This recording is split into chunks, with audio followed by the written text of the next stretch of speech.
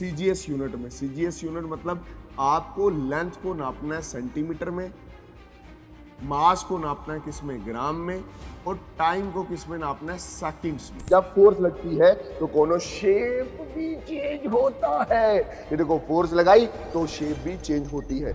मान लो ये बशीर साहब है, इनको एक तरफ से 10 न्यूटन से खींचा जा रहा है, एक तरफ से 5 न्यूटन से खींचा जा रहा है। देखो अर्थ इस तरह से सन के इर्द गिर्द गोल गोल चक्कर खा रहा है, और ये खाता रहेगा कब तक, जब तक कोई भी बॉडी इसको रोकने के लिए नहीं आएगी। हाय एवरीवन, अस्सलाम वालेकुम व रहमतुल्लाहि व बरकातुहू। नमस्ते, सत श्री अकाल। के हाल है? रुखसाना, फरजाना, बशीर, नजीर, मुदस्सिर, मुबशिर, सब बढ़िया? हाँ बढ़िया सर। उड़ती उड़ती खबर आई है कि मेरे नन्हे मुन्ने बच्चों को force and laws of motion की समझ नहीं आई है, इसलिए आपका प्यारा मास्टर मतलब वजाहिद मास्टर आपके लिए प्यारा खूबसूरत सा चैप्टर लेके आ गया है, force and laws of motion. कौन सा chapter? Force and laws of motion. पूरा ध्यान इधर, बिल्कुल बेसिक से शुरू करेंगे, टॉप तक लेके जाएंगे। हर छोटी सी छोटी चीज जो इस चैप्टर में है जबरदस्त तरीके से पढ़ाई जाए, ताकि आपको बड़ी से बड़ी चीज बाद में जाके अच्छे से समझ आए। तो जली को राह कहते हैं, बुझी ना, जली को आग कहते हैं, बुझी को राह कहते हैं। जो force and laws of motion अच्छे से बढ़ा दे उसे वजाहिद मास्टर कहते हैं। मास्टर तुम आज खूबसूरत लग रहा है, कोनो कटिंग करवाया? हाँ मेरी जान, कटिंग करवाया है, बट आपका ध्यान इधर नहीं, इधर होना चाहिए। तो भाई साहब, आपको इसके लेक्चर नोट्स कहां से मिलेंगे? आपको लेक्चर नोट्स मिलेंगे हमारी खूबसूरत सी मेरे दिल के बहुत करीब app, that is PW app. मालिक हम पीडब्ल्यू ऐप के ऊपर चल रहे हैं। ये पीडब्ल्यू ऐप जहां पे आपको स्टडी देखने को मिल सकता है, बैचेस देखने को मिल सकता है। बैचेस पे आपने जाके सर्च करना है क्लास 9th जेको बोस। मैं लिख के बताता हूं, क्लास स्पेस 9th जेके बोस, इतना मेरा प्यारा बच्चा जानता है। और अगर आप ध्यान से देखें तो ये हमारे पास फ्री बैच है। यहाँ पे आपको ऑल क्लासेस मिल जाएंगी, ठीक है। फिजिक्स की क्लास मिल जाएगी, इसके सारे नोट्स मिल जाएंगे, ठीक है। अभी तक जितने भी पढ़ाए हैं वो सारे क्या मिल जाएंगे? नोट्स मिल जाएंगे। बहुत बढ़िया सर, सच में मिलेंगे? हाँ सच में मिलेंगे, जाके देख लेना। तो हम शुरू करते हैं अपना प्यारा सा chapter, that is force and laws of motion. ठीक, force and laws of motion. ठीक, फोर्स हम एक्चुअल में पढ़ेंगे क्या इस चैप्टर में? इस चैप्टर में हम फोर्स के बारे में पढ़ने वाले हैं। इस चैप्टर के बारे में हम किसके क्या क्या पढ़ने वाले हैं? फोर्स के बारे में पढ़ने वाले हैं। कोनो क्या पढ़ने वाले हैं? क्या कर पढ़ने वाले हैं? कोनो फोर्स के बारे में पढ़ने वाले हैं, टाइप्स ऑफ फोर्स के बारे में पढ़ने वाले हैं, न्यूटन लॉज ऑफ फोर्स के बारे में पढ़ने वाले हैं, इंपल्स के बारे में पढ़ने वाले हैं, और law of conservation of momentum के बारे में पढ़ने वाले हैं। आपका पूरा ध्यान इधर होना चाहिए। एक पॉजिटिव एनर्जी के साथ आप अभी से ये कसम खाओ कि भाई साहब पूरा लेक्चर देख के जाऊंगा। क्यों मैं बोल रहा हूं? क्योंकि पूरी चीजें आपने सीखनी है। बात समझ आई कि नहीं आई? और मेरा भी आपसे ये वादा है कि भाई साहब मैं भी कसम खाता हूं, जब तक ये पूरा चैप्टर अच्छे से पढ़ाऊंगा नहीं, तब तक इस पूरे चैप्टर को मैं छोड़ूंगा नहीं। तो पूरा ध्यान अगले 40 से 45 मिनट पूरा आपका ध्यान इधर होना चाहिए। और याद रखना, हर टॉपिक इंपॉर्टेंट है और हर टॉपिक में से सवाल बनता है। पेपर यहीं से बनेगा आपके स्कूल का। और मैं इतना बेसिक करवा दूंगा कि आपको 11th में कोनो दिक्कत नहीं आने वाली है। अच्छा, व्हाट इज फोर्स? फोर्स बचपन में हम क्या बोलते थे? फोर्स को हम सीधा सीधा बोलते थे, पुश कर रहे या किसी चीज को खींच रहे, तो हम उसको क्या बोलते थे? फोर्स बोलते थे। फोर्स बचपन में क्या होता था? पुश और pull is called force. The push और pull of an object with a mass that cause its change its velocity is called force. हम बचपन में ये बोलते थे कि किसी चीज को खींचना या किसी चीज को धक्का देना फोर्स है, जिसकी वजह से उसकी वेलोसिटी बढ़े या कम हो, उसको हम क्या बोलते हैं? फोर्स बोलते हैं। एग्जांपल्स ऑफ फोर्स आपने देखा होगा, ये हमारा छोटा छोटा डॉगी इस चीज को लेके क्या कर रहा है? पुल कर रहा है। और ये हमारा बशीर साहब इसको क्या कर रहा है? पुश कर रहा है।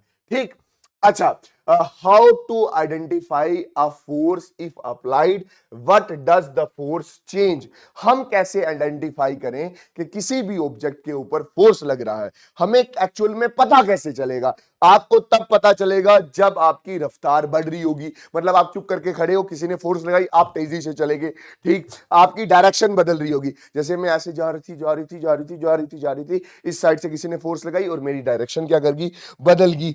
और मैं जब फोर्स लगती है तो कोनो शेप भी चेंज होता है। ये देखो, फोर्स लगाई तो शेप भी चेंज होती है। तो इन तीन चीजों से हम पता लगा सकते हैं कि किसी भी ऑब्जेक्ट पे क्या लग रही है, फोर्स लग रही है।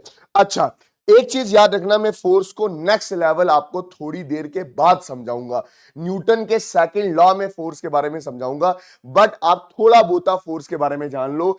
Force has both magnitude and direction, make it vector quantity. के जो हमारी फोर्स होती है, जो हमारी फोर्स होती है, फोर्स जब कभी भी फोर्स लगती है, जब कभी भी फोर्स लगती है, जैसे मैं बोलूं कि मेरे ऊपर फोर्स लगी है 4, ठीक है, न्यूटन बोलते हैं फोर्स की यूनिट को, और इसकी क्या होती है, डायरेक्शन होती है। जैसे मुझे किसी ने फोर्स लगाई 4 न्यूटन इस तरफ, तो फोर्स का मैग्नीट्यूड भी होता है और डायरेक्शन भी होती है। तो फोर्स कैसी क्वांटिटी है, वेक्टर क्वांटिटी है। It is measure in SI unit, SI unit इसकी क्या है, न्यूटन है। It is represented by a symbol F, जैसे मैंने ये लिख रखा है।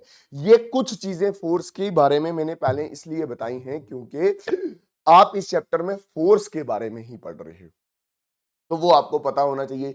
बचपन में फोर्स का मतलब कुछ और था, अभी फोर्स का मतलब कुछ और होने वाला है। Type of forces, type of forces, ठीक है, टाइप ऑफ फोर्सेस। अगर आप ध्यान दो तो फोर्सेस 4 तरह की हैं इस चैप्टर के मुताबिक: balance force, unbalance force, contact force and non contact force. Balance force क्या होती है, जब एक बॉडी पे दो इक्वल एंड अपोजिट डायरेक्शन में फोर्स लगे, मतलब मैं ये हूं और मेरी एक बीवी मुझे 5 न्यूटन से इधर खींच रही है और दूसरी बीवी 5 न्यूटन से इधर खींच रही है, तो मेरे पे फोर्स लग रही है, बट मेरे पे नेट फोर्स क्या है, 0 है। बैलेंस फोर्स क्या है, if the resultant of the applied force is equal to 0, it is called the balance force। जैसे कि यहां इस साइड 5 न्यूटन से कोई खींच रहा है और यहां इस तरफ 5 न्यूटन से खींच रहा है, तो जितनी फोर्स इधर लग रही है उतनी फोर्स इधर लग रही है, तो नेट फोर्स कितनी लगेगी, 0 लगेगी। कौनों कितनी लगेगी सर, 0 लगेगी। कैसे लिखेगी, अच्छा देखो, आप एफ नेट कैसे निकालोगे, एफ नेट कैसे निकालोगे, F net is equal to F1 plus F2, दो फोर्सेस लग रही हैं। मान ले F1 लग रही है 5 प्लस F2 लग रही है इस डायरेक्शन में, इस डायरेक्शन में -5, तो ये कितना हो गया, 5 plus minus -5 is equal to 0। Net force क्या होती है, 0 होती है, ठीक। Example in the tug of war, जब हम रस्सी खींचते हैं, कुछ दोस्त इस तरफ से रस्सी खींचते हैं, कुछ दोस्त उस तरफ से रस्सी खींचते हैं। इन अ tug of war game, when the force applied by both the team is equal in magnitude, then the rope does not move in either side। वो जो रस्सी खींच के हम गेम नहीं खेलते होते, है ना, अभी आप 9th क्लास में हो, आपने नहीं खेली होगी, मैं 10th में था तब मैंने खेली थी। एक टीम इधर होती है, एक टीम इधर होती है, एक टीम इधर होती है, एक टीम इधर होती है। जब इधर वाली टीम और इधर वाली टीम सेम फोर्स लगाती है तब हम बोलते हैं कि ये बैलेंस फोर्स लग रही है, ठीक है। This is due to the balance force in which the resultant of applied force come out to be 0। ये आपको मैंने बता दिया, ठीक। उसके बाद बैलेंस फोर्स क्या है, अरे कौनो ये बैलेंस फोर्स है। अच्छा, बैलेंस फोर्स और क्या क्या कर सकती है, ये do not cause any change of state of an object, ठीक है। एक ऑब्जेक्ट के स्टेट को नहीं बदल सकती, मतलब एक ऑब्जेक्ट जैसा है वैसा ही रहेगा। अगर एक ऑब्जेक्ट रेस्ट पे है वो रेस्ट पे ही रहेगा, ठीक। Are equal in magnitude and opposite in direction, दोनों इक्वल इन मैग्नीट्यूड होते हैं और दोनों अपोजिट डायरेक्शन में लगते हैं। अगर एक इस डायरेक्शन में लग रहा है, एक इस डायरेक्शन में लगेगा। Balance force can change the shape and size of an object. जो बैलेंस फोर्स होता है, मान लो कि ये एक ऑब्जेक्ट था, इस साइड से भी 2 न्यूटन की फोर्स लगी और इस साइड से भी कोनो कितने न्यूटन की फोर्स लगी, 2 न्यूटन की फोर्स लगी। ये फोर्स लगने की वजह से इसका इसका शेप चेंज हो गया, इसका साइज चेंज हो गया। आपने फोर्स इधर लगाई ना, फोर्स इधर लगाई, दो इक्वल एंड अपोजिट फोर्सेस लगी तो उसकी वजह से शेप बदल सकती है। बट अगर वो रेस्ट में है तो वो रेस्ट में ही रहेगा, उसका स्टेट ऑफ ऑब्जेक्ट नहीं बदलता। When we press a balloon from opposite side, opposite balloon को प्रेस किया, the size of the balloon is change, balloon का साइज क्या हुआ, चेंज हो गया। अब हमारे पास दूसरी टाइप कौन सी है, that is the unbalance force. Unbalance force क्या होता है, दो if the resultant of the applied forces is greater than that of the zero, they are called the unbalanced force।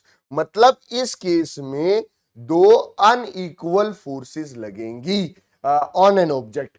जैसे ये मेरे पास ऑब्जेक्ट है, मान लो ये बशीर साहब है, इनको एक तरफ से 10 न्यूटन से खींचा जा रहा है, एक तरफ से 5 न्यूटन से खींचा जा रहा है। तो ये दोनों बैलेंस कौन से, ये कौन दोनों बैलेंस फोर्सेस कौन सी हैं, दैट इज अनबैलेंस फोर्स है। यहां पे एक फोर्स दूसरे फोर्स को बैलेंस नहीं कर रही है। अगर आप एफ नेट की बात करो, एफ नेट की बात करो तो ये क्या होगा, दैट इज 10 न्यूटन, एक फोर्स ये है, प्लस इस डायरेक्शन में है -5 Newton.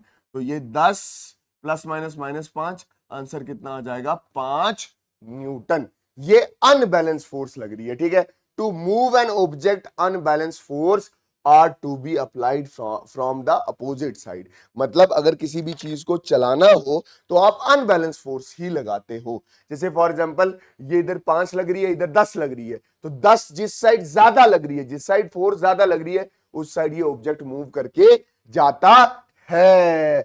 In case of unbalance force acting on a body, it moves in the direction of greater force. वो उस डायरेक्शन में भागता है जहां पे फोर्स क्या होती है, ज्यादा होती है, ठीक है।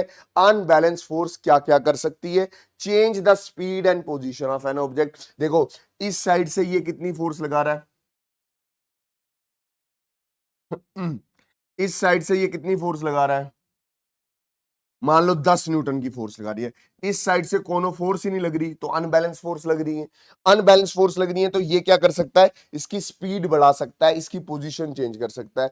Change the shape and size of an object. ये मेरे पास ऑब्जेक्ट है, ये मेरे पास ऑब्जेक्ट है, तो मैंने फोर्स लगाई तो इसकी शेप एंड साइज दोनों क्या कर सकता हूं, चेंज कर सकता हूं। अनबैलेंस फोर्स से भी ये चीज हो सकती है। What is contact force, contact force वो वाली फोर्स होती है, कॉन्टैक्ट फोर्स वो वाली फोर्स होती है जो एक दूसरे के कांटेक्ट में आओगे तो तभी लगेंगी। देखना, applied a force applied to the object by touching it physically, ठीक है। जैसे फॉर एग्जांपल आपने 8th क्लास में क्या पढ़ा था कि भाई साहब एक सरफेस जब दूसरे सरफेस के साथ टच करता है तो फ्रिक्शन लगता है। तो फ्रिक्शन एक तरह का कौन सा फोर्स है, कांटेक्ट फोर्स है।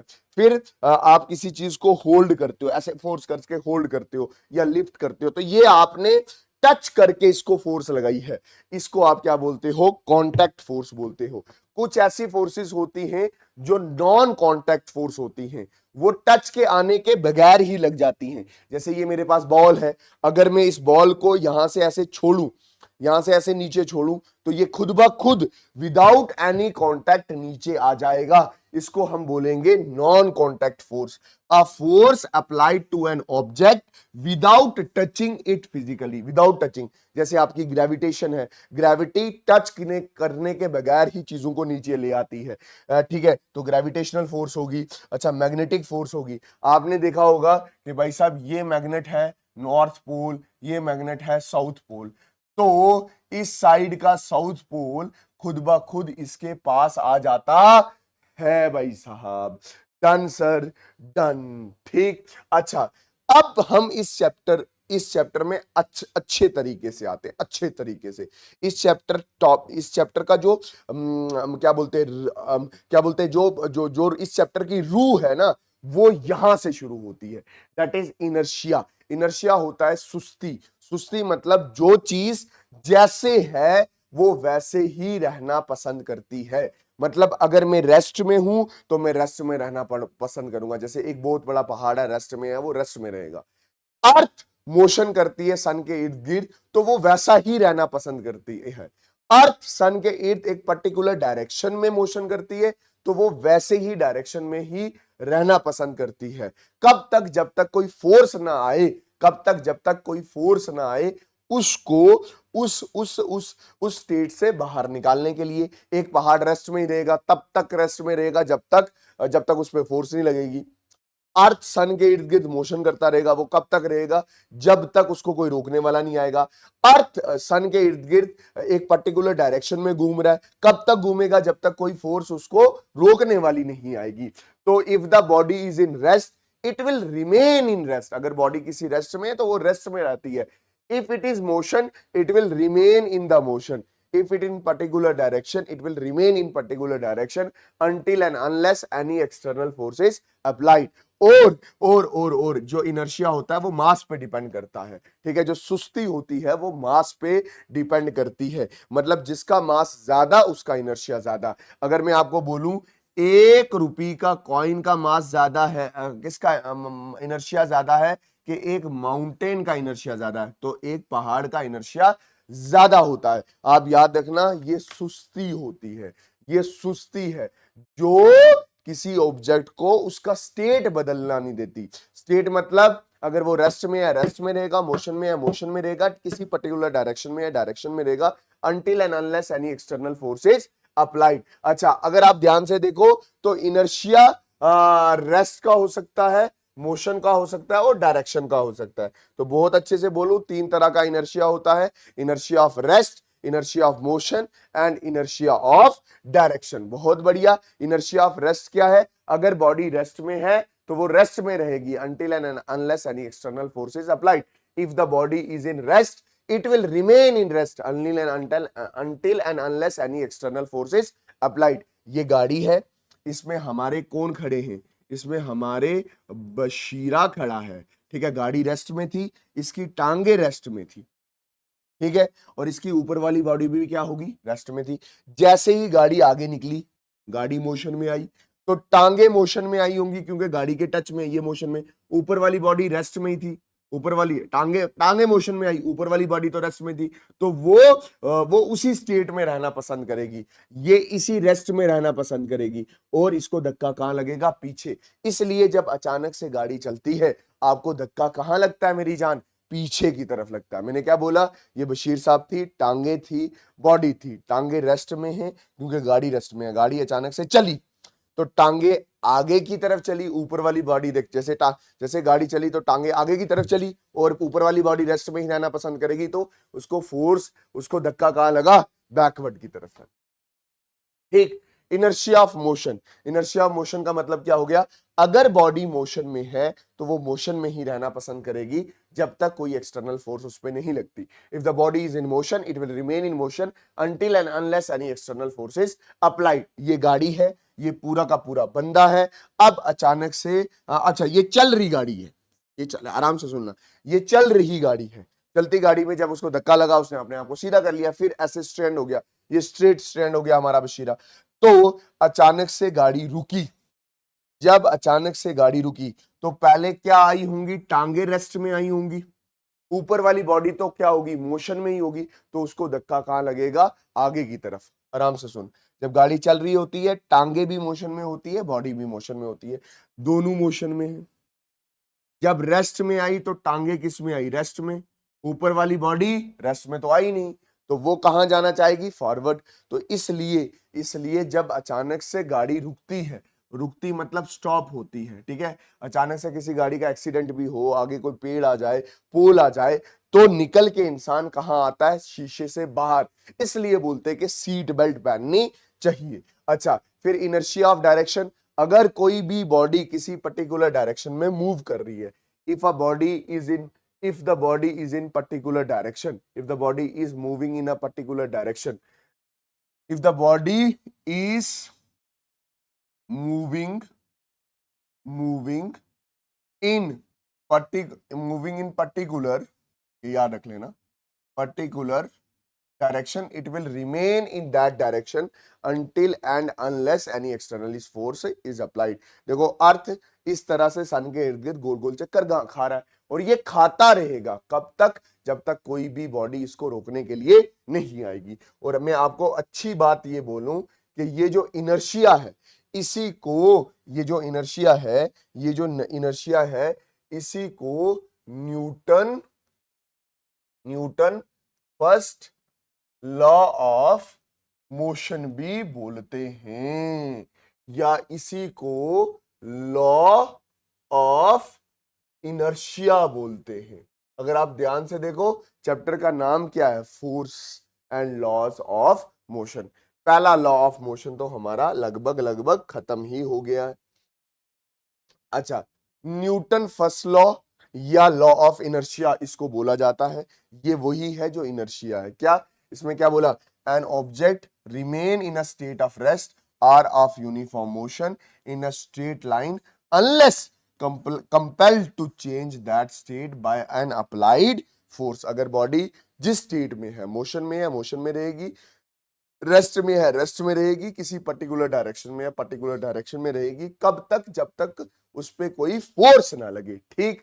अच्छा, the tendencity of undisturb object to stay at rest और to keep moving with the same velocity is called inertia. ये टेंडेंसिटी है किसी भी बॉडी की कि अगर वो रेस्ट में है तो रेस्ट में रहेगा, मोशन में है तो मोशन में रहेगा। ये ऐसा होता है जैसे संडे वाले दिन आपने शाम को बहुत ज्यादा खेला, बहुत ज्यादा खेला, फिर क्या हुआ भाई साहब, मंडे मॉर्निंग स्कूल जाना था, आप सोए हुए हैं, रेस्ट में है तो रेस्ट में ही है। कब तक, जब तक मम्मा या पापा का चप्पल आप तक नहीं पहुंचता। Newton first law of motion, inertia का इजी मतलब क्या है, if a body at rest tend to remain at rest, if the body is in motion tend to remain in motion. अब मैं अगर आपको ये वाली एग्जांपल बताऊं, ये वाली एग्जांपल बोलना, कमेंट सेक्शन में लिखना कि भाई साहब ये क्या इनर्शिया ऑफ रेस्ट है कि मोशन है। देखो, गाड़ी आराम से चल रही थी, बिफोर अप्लाइंग द ब्रेक्स, जैसे ही ब्रेक अप्लाई किया, सारे के सारे किस कहां की तरफ मुड़ गए, आगे की तरफ। This is due to inertia of motion, क्योंकि इनकी बॉडी का ऊपर वाला हिस्सा भी मोशन में है, नीचे वाला है, नीचे वाला रुका, बट ऊपर वाला तो मोशन में ही था, इसलिए इनको धक्का कहां लगा, आगे की तरफ लगा है। Example, when we sleep we just keep sleeping. जब हम सो रहे हैं तो हम सोते ही रहते हैं। कब तक, अंटिल मम्मी एंड पापा स्कॉल्ड अस, मम्मा और पापा आए, उठना, उठ जा बेटा, उठ जा। That is they apply the external force. और ये बात एग्जाम में नहीं लिखनी है, ये समझाने के लिए था। ठीक। अच्छा, एक और एग्जांपल है, आराम से सुनना। जैसे कि आराम से सुनना कि भाई साहब जब आप इंजॉय कर रहे होते हो तो आप इंजॉय ही करते हो अपने दोस्तों के साथ। ठीक है, कब तक, जब तक आपकी इंजॉयमेंट खत्म करने वाला कोई नहीं होता।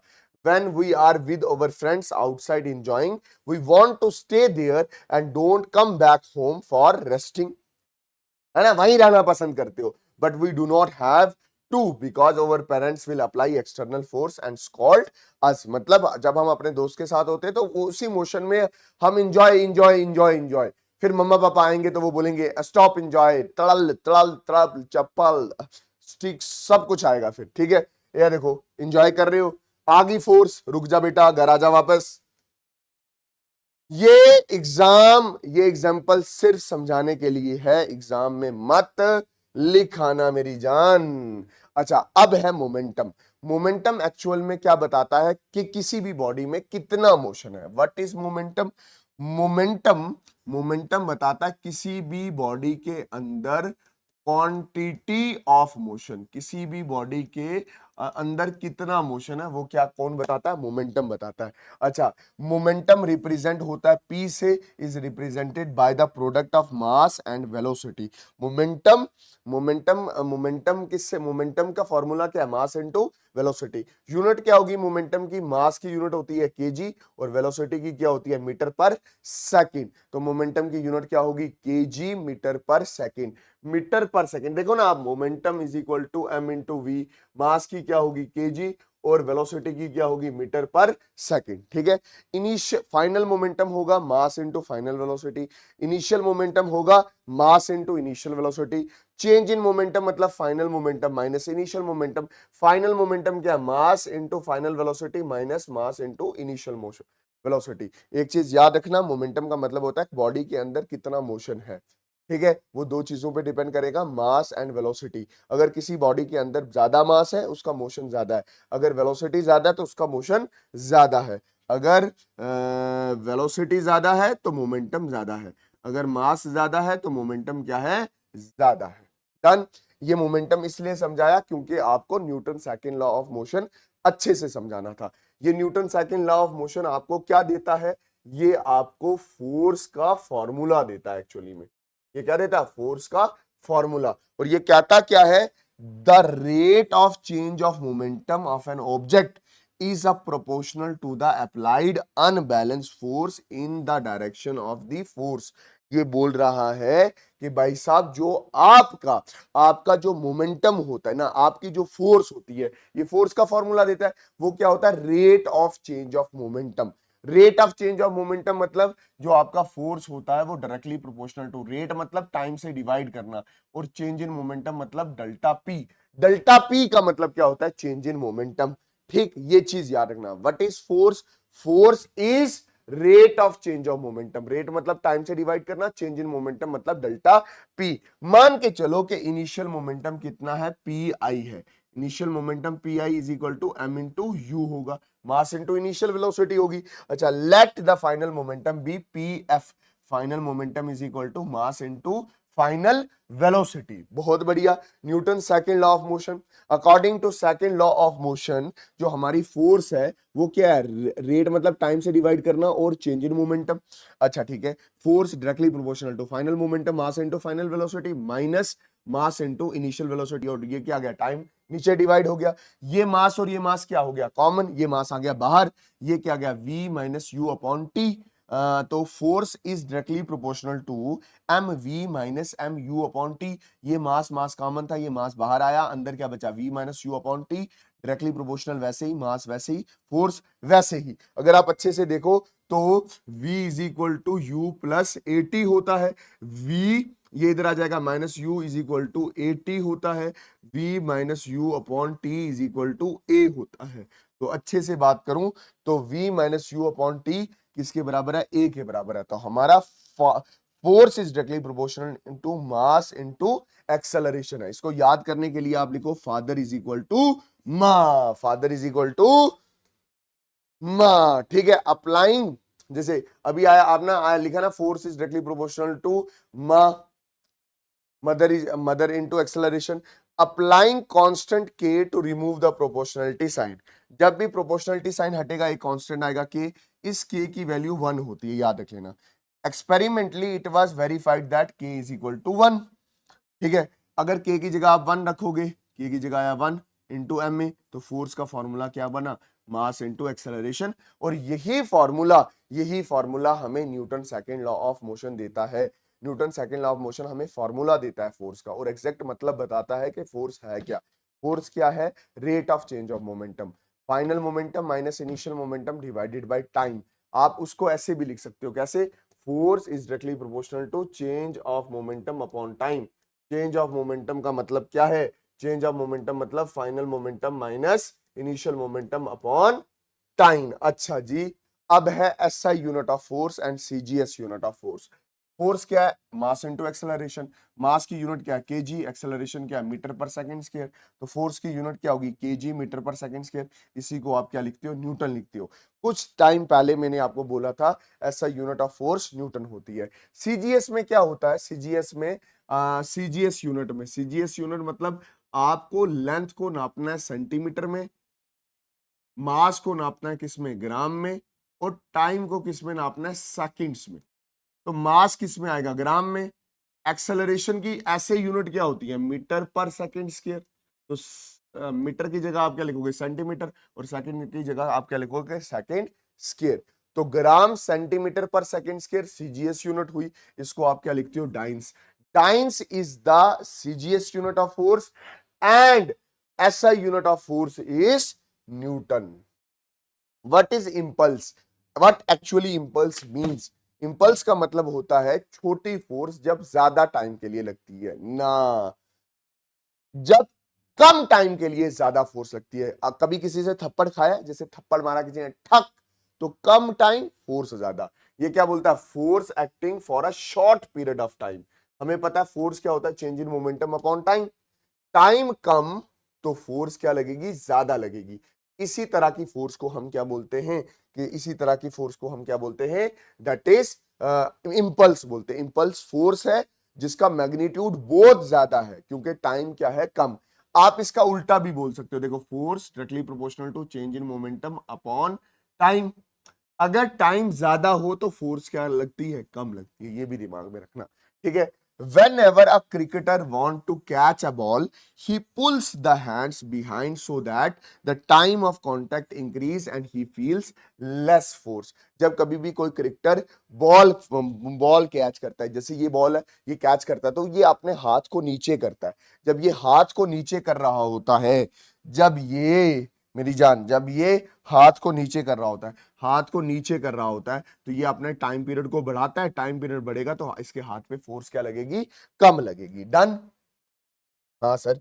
अच्छा जी, ये ऐसे लिखा है, F is equal to M A, force ऐसे लिखते हो, father is equal to M A, force वैसे ही, मास मास। एक्सेलरेशन की जगह आप क्या लिखोगे, एक्सेलरेशन मतलब change in velocity upon time. ये टाइम क्या है, अगर कम हो तो फोर्स आपकी क्या होती है, ज्यादा होती है। यही चीज मैंने आपको समझाई। फिर मैंने बोला व्हाट इज इंपल्स, वही चीज है। तो मैंने क्या बोला, force is inversely proportional to time. Force क्या है, inversely proportional to time. More time मतलब अगर ज्यादा टाइम लोगे तो force felt will be less force felt by the fielder, fielder को कम फोर्स लगेगी, ठीक है। On the other hand, if we catch a ball without proper technique we can hurt ourselves because then the time is very less। अगर मतलब हम हाथ ही ऐसे रख देंगे तो अचानक से बाल लगेगा, टाइम कम होगा और फोर्स ज्यादा होगी और हाथ पे चोट आ सकती है। hence force we feel is quite high। Force की वैल्यू ज्यादा हो जाती है अगर टाइम पीरियड कम हो, ठीक। ऐसा ही आपने देखा होगा कराटे प्लेयर्स, कराटे प्लेयर्स जब टाइल रख के तोड़ते हैं, तोड़ पाऊंगा मैं इसको, तो टाइल रख के तोड़ते हैं तो वो क्या करते हैं, एक बड़ी सी फोर्स, ओहो, एक बड़ी सी फोर्स टाइल पे अचानक से मारते हैं। तो अगर अचानक, अचानक मतलब टाइम कम, तो टाइम कम तो फोर्स क्या होगी, ज्यादा, तो वो टाइल्स क्या कर जाती है, टूट जाती है। डन सर, इतनी बात मुझे बहुत अच्छे से समझ आई है। अब है हमारे पास न्यूटन्स लॉज ऑफ मोशन में थर्ड लॉ। न्यूटन के 3 लॉ हैं। पहला लॉ हो गया, दूसरा लॉ हो गया, तीसरा लॉ। इसको लॉ ऑफ कर्मा भी बोलते हो। जैसा करोगे वैसा भरोगे। Action is equal to reaction. क्या बोल रहा है, every action has an equal and opposite reaction. ठीक है, हर एक्शन का इक्वल एंड अपोजिट क्या होता है, रिएक्शन होता है। अगर आप, आराम से सुनना, अगर आपका सर किसी दूसरे के सर के साथ टकराता है ना, ऐसे टकराता है डल, तो ये वाला सर इस पे फोर्स लगाता है, ये वाला सर इस पे फोर्स लगाता है। दोनों इक्वल एंड अपोजिट फोर्स लगाते हैं। इसलिए हम क्या बोलते हैं कि भाई साहब, क्या बोलते हैं, क्या क्या क्या क्या क्या बोलते हैं, क्या बोलते हैं, क्या बोलते हैं, क्या बोलते हैं, ये बोलते हैं every action there is equal and opposite reaction। These two forces are always equal in magnitude but opposite in direction। ऐसे देखो जरा, जरा इधर नजर मारना। मान के चलो ये बशीर साहब का सर है और ये अशरफ साहब का सर है। इसने इस पे फोर्स लगाई, इसने इस पे फोर्स लगाई। Action and reaction. Force on A due to B, force किस पे, force on A due to B. जैसे इसने इस पे फोर्स लगाई तो इसने भी इस पे फोर्स लगाई। क्या, force on B due to A. तो force on A due to B, जैसे बशीर साहब ने अशरफ पे फोर्स लगाई इधर, तो अशरफ साहब ने भी बशीर साहब पे फोर्स लगाई इधर। Force on A is equal and opposite to the force on B due to A. ठीक है। अच्छा, ये जो फोर्स लगी इसको बोलते हैं एक्शन, और जो वापस आया तो वो उसका क्या आ गया, रिएक्शन।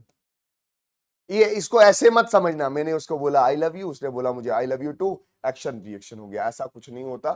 फिजिक्स में जब एक बॉडी दूसरे पे फोर्स लगा रही होती है तो दूसरी भी उस पे फोर्स लगा रही होती है। ठीक है, these forces act on different object and never on the same object. अलग अलग ऑब्जेक्ट पे लगी, एक अशरफ पे लगी और दूसरा किस पे लगी, बशीर साहब पे लगी है। ठीक है, there is a pair of force and not just a one force. जब कभी भी फोर्स लगती है तो वो पेयर्स में लगती है, एक ऑब्जेक्ट दूसरे पे लगाता है तो दूसरा पहले वाले पे लगाता है। ठीक है, सिंगल फोर्स एग्जिस्ट नहीं करती। The two opposing forces are also known as action and reaction. वही, एक का एक्शन होगा और फिर क्या होगा, रिएक्शन। दोनों फोर्स को, पहली फोर्स को बोलेंगे एक्शन, दूसरी को बोलेंगे reaction. A single force never acts, single force कभी भी एक्ट नहीं करती। जो ऑब्जेक्ट दूसरे ऑब्जेक्ट पे फोर्स लगा रहा होता है, दूसरा ऑब्जेक्ट भी पहले वाले पे फोर्स लगा रहा होता है। अच्छा सर, इसकी कुछ एप्लीकेशंस है। क्या एप्लीकेशंस है, आराम से समझना। इसकी कुछ एप्लीकेशंस है, इसकी कुछ एप्लीकेशंस है, इसकी कुछ एप्लीकेशंस है। क्या एप्लीकेशंस है, आराम से सुनो। एप्लीकेशन क्या है, जैसे फ्लाइंग ऑफ बर्ड्स, बर्ड्स उड़ते हैं, बर्ड्स उड़ते हैं, बर्ड बर्ड देख एक्शन नीचे करता है, ये देख, ये इसका क्या आ गया, एक्शन। तो हवा उस पे क्या करती है, रिएक्शन लगाती है। बोट सेल करती है, देख बोट चल रही है। चक्कू कहाँ चलता है, चक्कू का एक्शन होता है पीछे और बोट चलती है आगे, दैट इज इसका क्या हो गया, रिएक्शन। बुलेट निकलती है आगे, एक्शन, और गन पीछे रिकॉल होती है, उसको क्या बोलते हैं, रिएक्शन। रॉकेट का मसाला कहाँ निकलता है, नीचे, ये आ गया एक्शन, और रॉकेट खुद ऊपर कहाँ जाता है, ऊपर जाता है, ये उसका क्या आ गया, रिएक्शन हो गया। तो ये और भी बहुत सारी एग्जांपल्स हैं, जैसे आप तैरते हो, आप तैरते हो तो आप क्या करते हो, अपने हाथ और पांव पीछे करते हो और पानी आपको आगे दिखेलता है। ठीक है, स्विमिंग भी एग्जांपल है Newton third law of motion की। बहुत बढ़िया। अब है law of conservation of momentum. Law of conservation of momentum, ऐसे सुनना, मैं ऐसे बिल्कुल बेसिक करवाना हूं। Law of conservation of momentum, बिल्कुल बेसिक चल रहा है अभी। Law of conservation of momentum क्या बोल रहा है, कंजर्वेशन का मतलब होता है बच जाना। बच जाना मतलब जितना इनिशियल मोमेंटम होगा उतना ही हमारे पास क्या होगा, फाइनल मोमेंटम होगा। जितना इनिशियल मोमेंटम होगा उतना ही हमारे पास क्या होगा, फाइनल मोमेंटम होगा। देखो, आपको मैंने ये करवाया कि जो फोर्स होता है वो change in momentum upon time होता है। अगर बाहर से फोर्स जीरो लगे, ये क्या हो गया, zero. Zero is equal to change in momentum upon time. इस टाइम को इधर मल्टीप्लाई किया, zero into time is equal to change in momentum. Zero into time zero is equal to change in momentum. मतलब change in momentum आपका क्या आया, zero. Change in momentum मतलब final momentum minus initial momentum is equal to zero. Minus initial momentum उधर जाएगा तो मतलब final momentum is equal to initial momentum. मतलब law of conservation of momentum क्या बोलता है कि इनिशियल एंड फाइनल मोमेंटम बराबर होता है अगर बाहर से एक्सटर्नल फोर्स क्या लगे, जीरो लगे। कंजर्वेशन का मतलब ही क्या होता है, बच जाना, बच जाना, बच जाना, कंजर्व हो जाना। इनिशियल मोमेंटम और फाइनल मोमेंटम क्या हो जाता है, कंजर्व हो जाता है। आप इसको ऐसे भी लिख सकते हैं, जितना इनिशियल मोमेंटम था उतना ही फाइनल मोमेंटम है। इसको बोलते हैं law of conservation of momentum. अच्छा, मैंने इसको अच्छे से लिख भी रखा है। बोलता है अगर बाहर की फोर्स जीरो हो तो इनिशियल मोमेंटम, जो इनिशियल मोमेंटम होगा वो इक्वल टू फाइनल मोमेंटम होगा, दैट इज बी फाइनल। अब मैंने यहां पे टू बॉडी से सिस्टम लेके गया हूं, दो बॉडी को कंसीडर किया है। एक बॉडी है एम ए, एक है एम बी, एक अशरफ है एक बशीर है।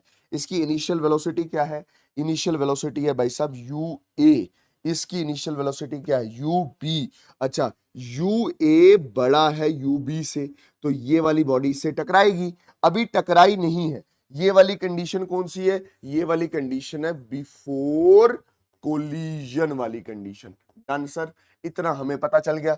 अब यहां पे ये टकरा रही है तो ये क्या है, that is during collision. Done sir, during collision. और फिर ये टकरा टकरा के अलग हो गई है तो ये क्या है, that is after collision. Done sir, इतनी बात तो मुझे समझ आई है। अब हो रहा क्या है, अब हो रहा क्या है कि ये इसके साथ टकराती है, ये टकरा रही है और फिर बाद में ये वाली बॉडी वी ए से चल रही है और ये शिरे वाली बॉडी वी बी से चल रही है। ये है फाइनल कंडीशन, ये है इनिशियल कंडीशन।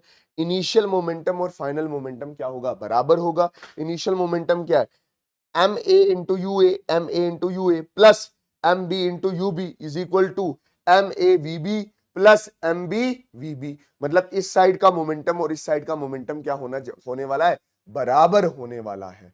ठीक है, मैं दोबारा रिपीट कर रहा हूं, अशरफ साहब यू ए से चल रहे हैं, बशीर साहब यू बी से चल रहे हैं, टकराए, अशरफ साहब वी ए से चलने लगे, बशीर साहब वी बी से चलने लगे। इस साइड का मोमेंटम इस साइड के मोमेंटम के बराबर है। क्या है, M A U A plus M B U B is equal to M A V B plus M B V B. बहुत बढ़िया। ये सिनेरियो कब का है, ये कब का सिनेरियो, बिफोर कोलिजन का। अभी ये कोलाइड नहीं किए हैं।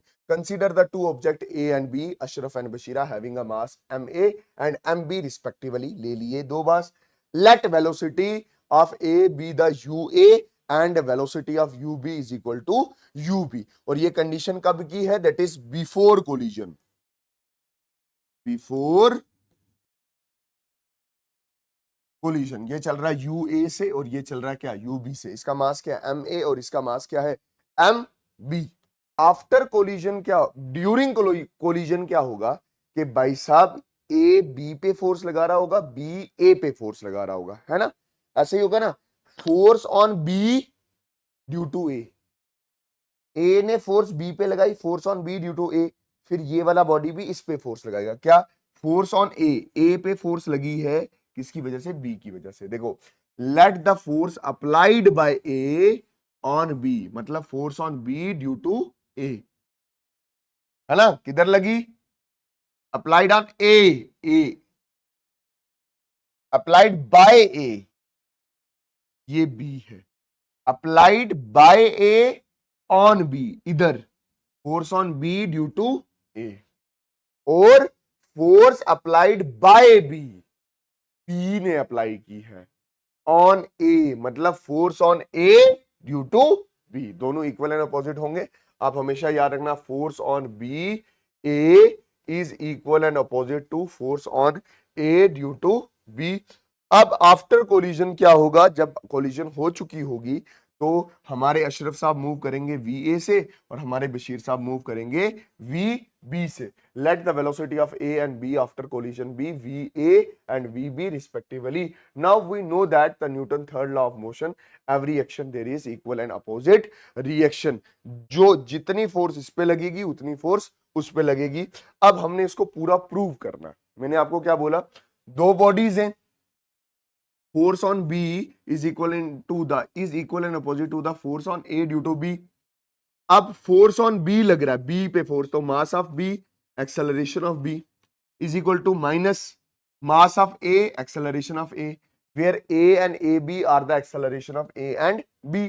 अच्छा देखना ध्यान से, ये MB वैसे ही आया, MB वैसे ही आया, एक्सेलरेशन मतलब change in velocity of B, final velocity of b minus initial velocity of b upon time is equal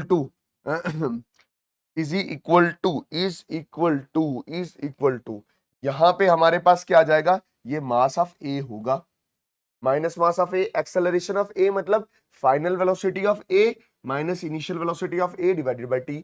ये t और t क्या हो जाएगा, कैंसिल। ठीक, इसको इधर मल्टीप्लाई करना, mb into vb, mb vb, mb into minus U B, mb U B is equal to minus minus M A into V A, minus M A V A, और minus minus M A into minus U A is equal to minus minus आ गया plus M A U ए।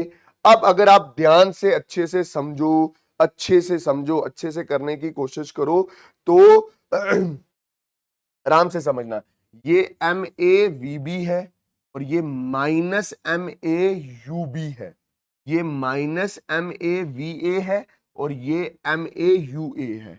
आप इस minus को उठा के इधर लाओ, इस माइनस वाली टर्म को उधर लेके जाओ। आई बात समझ? यस सर, इतनी बात तो हमें जबरदस्त तरीके से समझ आई है। तो पूरा ध्यान इधर, कुछ दुर्घटना नहीं घटनी चाहिए भाई साहब। तो ये मैंने लिखा एम बी वी बी, ठीक, ये माइनस वाला इधर आ गया तो plus M A V A, ये आ गया ना माइनस वाला इधर। अब देखो तो ये फाइनल मोमेंटम लिखा है, final momentum of B and final momentum of A is equal to ये इधर ही था एम ए यू ए, तो मतलब ये क्या है, इनिशियल मोमेंटम ऑफ ए, और ये इधर जाएगा, ये वाला इधर जाएगा, तो ये plus initial momentum of B. तो देखो final momentum is equal to initial momentum. आप इसको ऐसे भी लिख सकते हो, इस पूरी टर्म को इधर भी लिख सकते हो, M A U A M B U B, और इस टर्म को इधर भी लिख सकते हो M A V A plus M B V B. तो इनिशियल मोमेंटम आपका किसके बराबर हो जाएगा, फाइनल मोमेंटम। हमेशा याद रखना कि M M A U A plus M B U B is equal to M A V A plus M B V B. मतलब जो इनिशियल मोमेंटम होगा वो फाइनल मोमेंटम के बराबर होगा। शुरू में भी हमने यही बात की थी, और ये इसकी डेरिवेशन है, आप एक बार अच्छे से देख लेना, ठीक है। After collision the total initial momentum before collision and total initial momentum after collision बराबर होगा। This means that momentum can neither be created nor be destroy. इसका यही मतलब है कि मोमेंटम ना कहीं बनता है और ना कहीं बिगड़ता है, ठीक है। इन एन आइसोलेटेड सिस्टम जिसपे बाहर से फोर्स नहीं लगती, मोमेंटम ऑलवेज रिमेन कंजर्व। मतलब जितना इनिशियल मोमेंटम होगा उतना ही कोनो फाइनल मोमेंटम होगा। देख ले कितने प्यारे प्यारे नोट्स हैं, आपने अच्छे से इनको रीड करना है।